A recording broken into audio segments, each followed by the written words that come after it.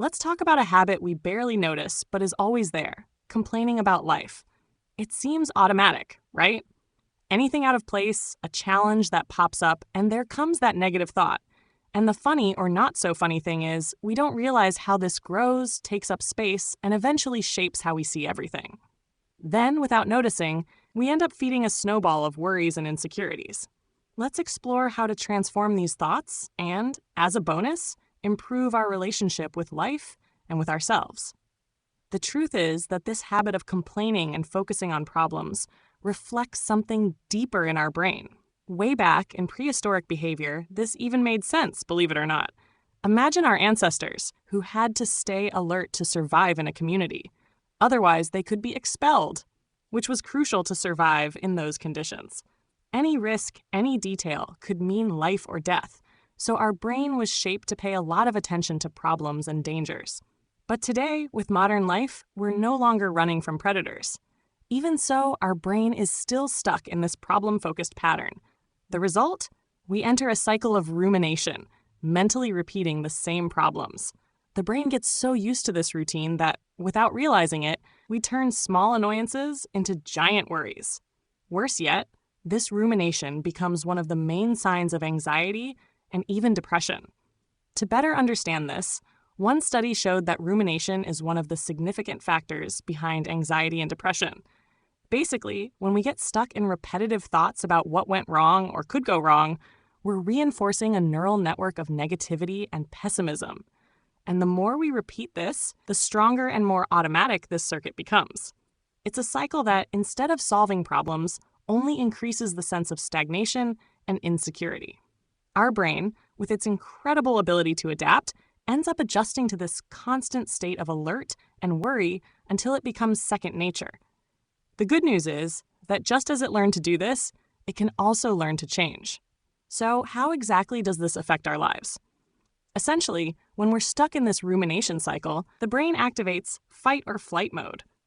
But instead of facing a real danger, we're left battling thoughts and imaginary what-if scenarios. This constant activation of our stress response makes us see everyday challenges as threats, leading to more anxiety and often mental paralysis. That feeling that we can't act or make decisions. And there's more. This repetition of negative thoughts blocks the production of something essential for our mental well-being: brain-derived neurotrophic factor, BDNF. This is the chemical that helps our brain create new neural connections, essential for adapting, learning new things, and even feeling free to take action. Without it, we get stuck in the same thoughts and behaviors. Now, what can we do to break this loop? The first step is to start recognizing when our mind enters this alert mode. You know that moment when your mind starts circling the same point over and over? That's when a mental reminder can help. Is this something I really need to think about right now, or am I just repeating it out of habit? Set aside a few minutes a day to simply observe your thoughts, without trying to change or judge them. This habit, simple but powerful, helps us realize that not every thought needs to be taken seriously or allowed to grow. At first, it may seem difficult, but over time, we start training the brain to give less attention to these mental traps and to free ourselves from the rumination cycle. Over time, a helpful exercise is to replace these repetitive thoughts with a focus on practical actions that help us step out of our minds and into the present. For instance, how about swapping that moment of rumination for an activity that brings you joy? Whether it's a hobby you've always wanted to try, reading that book that's been waiting for years, or even a phone-free coffee break. These simple breaks pull our mind out of that repetitive space and make room for something new. Another essential practice is what we call breaking the judgment cycle.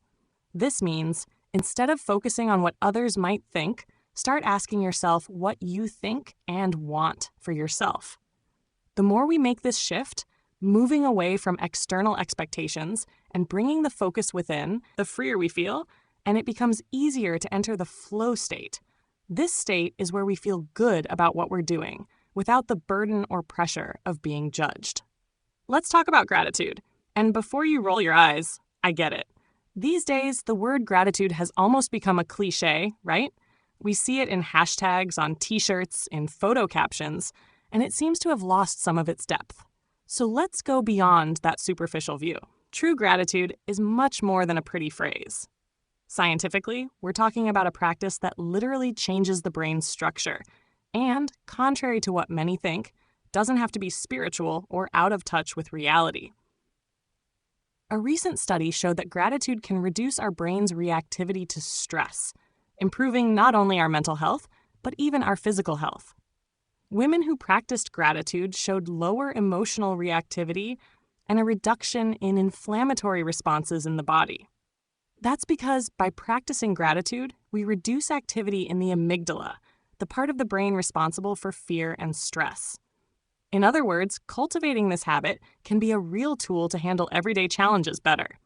And when we talk about gratitude, the first thought might be that automatic thank you, almost without feeling. How often do we say thank you out of habit, but without stopping to truly notice what we're saying? And let me tell you, that empty, feelingless gratitude is just a daily checklist. It changes nothing. Now, when we start to feel this gratitude genuinely, everything changes. That's how I really began to understand its power. Being thankful from the heart for small things that usually go unnoticed made all the difference in my days. I'm not just talking about big things, but those small gestures, like when someone sends a kind message, dedicating some of their time and energy to something that makes you feel good, or even when you find yourself in a beautiful landscape and realize how valuable it is to be there. When I started focusing on these moments, I noticed my day took on a new tone, especially when a challenging situation came up, like a job opportunity that didn't go as I hoped. This genuine gratitude practice gave me a new perspective. True gratitude becomes an internal resource, a strength that helps us face frustrations and see value in what we still have around us, even in difficult times. Gradually, we can understand that there's a pattern here. The power isn't in controlling every thought or others' judgments, but in choosing where we place our attention and energy.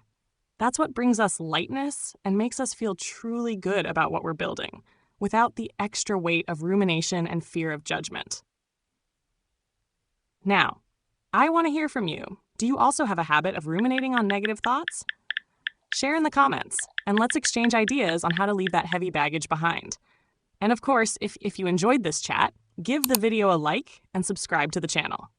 This way, you help the content reach more people and stay up to date with everything we're discovering together. See you in the next video.